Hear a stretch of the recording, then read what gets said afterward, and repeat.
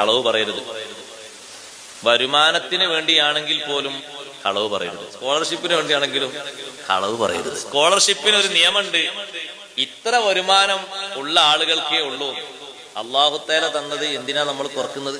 ചില ആളുകൾ ഇങ്ങോട്ട് കിട്ടാൻ ആണ് വകുപ്പെങ്കിൽ അവിടെ എന്തും പറയാന്നാണ് ചില ആൾക്കാരല്ലേ അല്ലേ? കാർഡുമല്, റേഷൻ കാർഡുമല് കൂടുതൽ അരി കിട്ടുന്ന കാർഡാണ് നമുക്ക് കിട്ടേണ്ടതെന്നാണ് പലർക്കും മോഹം.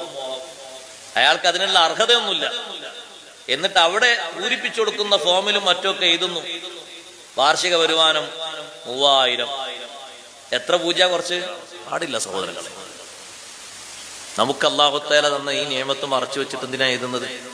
അപ്പൊ കുട്ടിക്ക് സ്കോളർഷിപ്പിനാണെങ്കിൽ ഇത്ര വരുമാനം എഴുതണം. അതില് വേണ്ട, അർഹത ഉള്ളവർ മാത്രം വാങ്ങിക്കോട്ടെ. ബുദ്ധിമുട്ടുണ്ടോ? ബുദ്ധിമുട്ടില്ല. എന്തിനാ ബുദ്ധിമുട്ട്? അർഹത ഉള്ളവർക്കുള്ളതല്ലേ, അവര് വാങ്ങിക്കോട്ടെ. നമുക്ക് അല്ലാഹുത്തആല ഒരു ഉയർന്ന സ്റ്റേജാ തന്നെങ്കിൽ അൽഹംദുലില്ലാഹ് എന്ന് എത്ര പറഞ്ഞാലും മതിയാക്കാൻ കഴിയില്ലല്ലോ. അള്ളാഹ് എന്ന നിയമത്തല്ലേ, എന്തിനാണ് മറച്ചു വെക്കുന്നത്? അല്ലാഹുത്തആല എന്ന നിയമത്തിൽ നമ്മൾ സന്തോഷിക്കല്ലേ വേണ്ടത്? എന്തിനാ കുറവ് കാണിക്കുന്നത്? ഫക്കീറല്ലാത്തവൻ കിട്ടുന്നിടത്തൊക്കെ ഫക്കീറ എന്ന് പറയുന്നത് സഹോദരങ്ങളെ അള്ളാഹുവിനോട് ചെയ്യുന്ന നന്ദികേടാണ്. പടച്ച റബ്ബ് പറയുന്നു, മനുഷ്യ നിന്നെ ഞാൻ നല്ല സമ്പന്നനാക്കിയിട്ട് കിട്ടുമെന്ന് കാണുമ്പോ എന്തൊക്കെയാ നീ പറയുന്നത്, എന്തൊക്കെയാ പൂരിപ്പിക്കുന്നത്? ഞാൻ ചെയ്ത നിയമത്ത് നീ പാടെ മറന്നുവോ?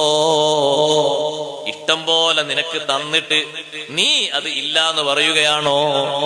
ശരിയല്ല എന്ന് പറയുകയാണോ? കിട്ടുന്നിടത്ത് നീ അങ്ങനെയാണോ ചിന്തിക്കേണ്ടത്? അങ്ങനെയല്ലല്ലോ, ശരി മാത്രമല്ലേ പറയേണ്ടത്.